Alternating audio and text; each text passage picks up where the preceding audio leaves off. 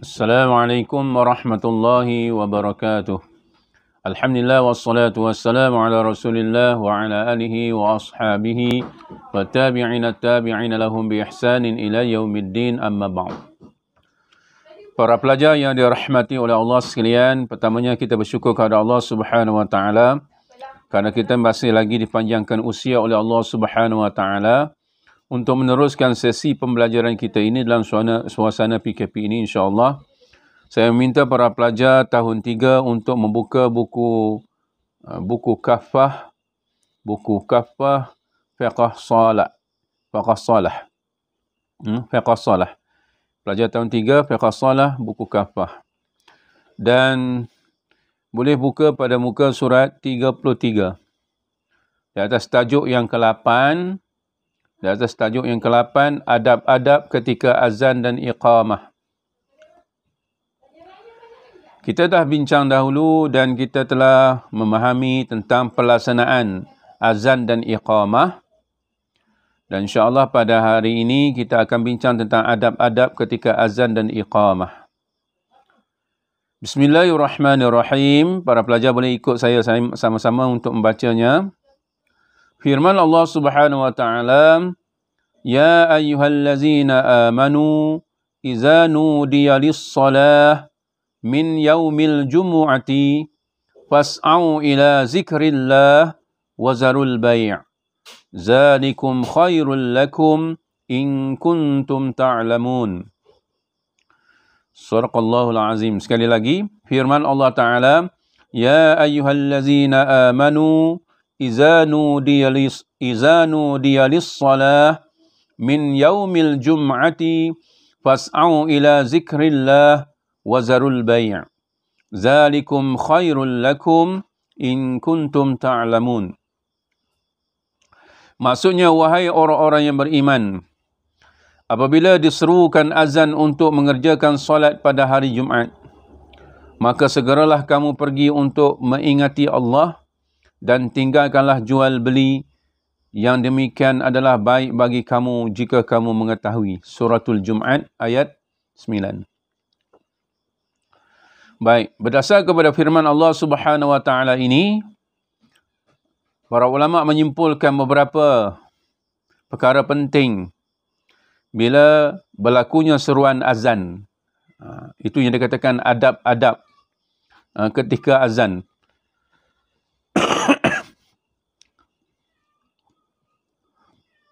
Baik, kamu boleh lihat di bawah sana, dalam petak itu, dia kata adab-adab ketika azan dan iqamah. Yang pertama, disunatkan meniru atau menjawab setiap seruan azan yang dikumandangkan oleh muazzin. Mana sebagai orang yang beriman, bila dia mendengar azan, perkara pertama yang mesti dia lakukan ialah menjawab seruan azan tersebut. Kita dah belajar dahulu lafaz azan dan bagaimana untuk menjawab seruan azan tersebut. Maknanya, tidak baik bagi kita bila mana kita mendengar azan, kita masih lagi berkata-kata, berbual-bual, ataupun melakukan kerja-kerja yang masih lagi seolah-olah kita memandang kepentingan di atas kerja kita, kita meninggalkan seruan Allah Subhanahu wa taala. Berdasarkan ayat yang kita bacakan tadi dan suratul Jumaat tadi, Allah Ta'ala menyeru kepada orang-orang beriman, bila kamu diseru untuk mengerjakan solat, khususnya solat Jumaat, maknanya kamu kena tinggal urusan dunia kamu.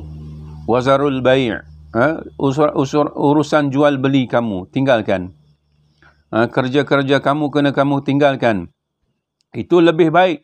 Allah Ta'ala kata, "Zalikum khairul lakum." Itu lebih baik in kuntum ta'lamun.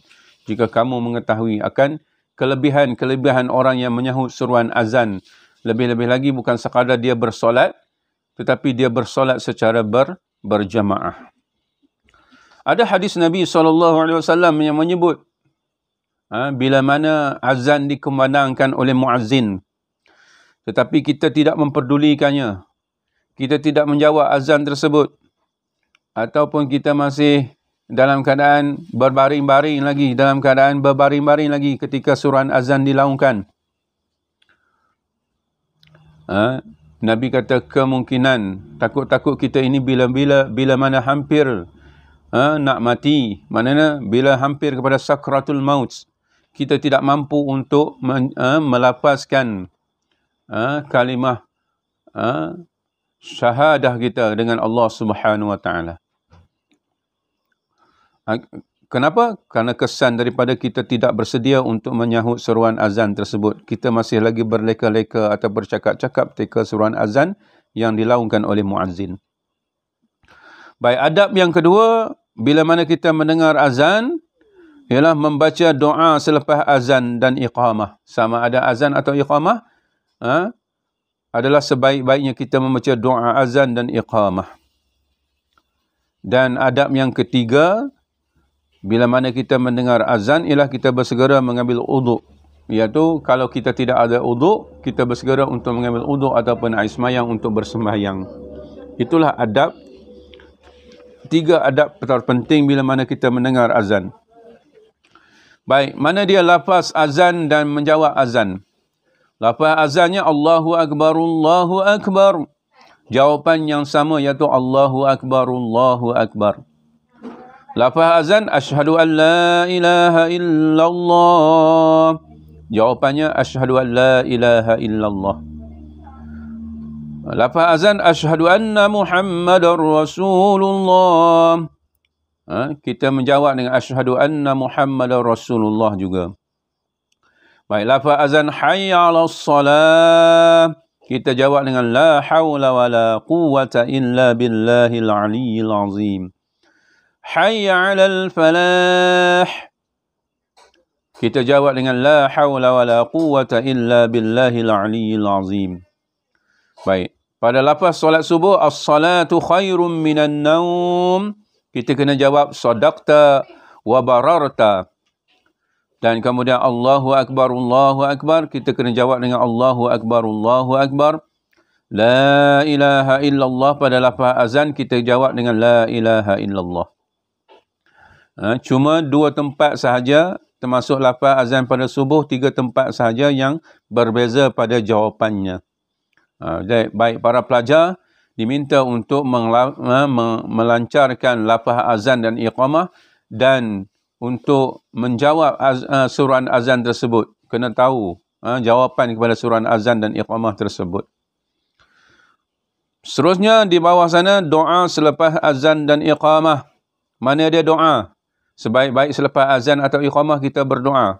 Allahumma rabba hazihi ad-da'wati at-tammah was-salatil qa'imah ati sayyidana Muhammadanil wasilata wal fadilah wasyarafa wad-darajatal 'aliyata rafi'ah wa ba'athu maqaman mahmudan allazi wa'adtah innaka la tukhliful mi'ad. Itu doa. Saya mengharapkan para pelajar juga untuk menghafal doa ini di samping maksudnya. Maksudnya artinya, ya Allah, Tuhan yang mempunyai seruan azan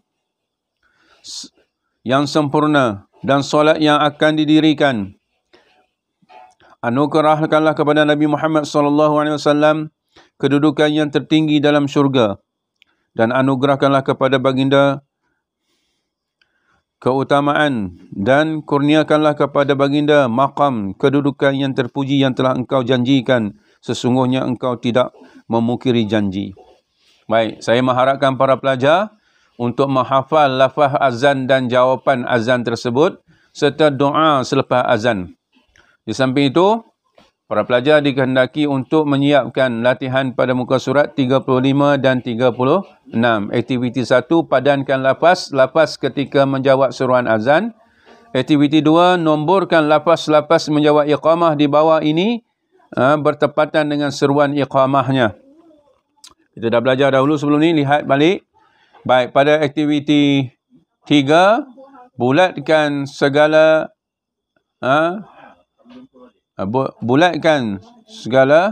hafazan anda, baik sederhana atau lemah.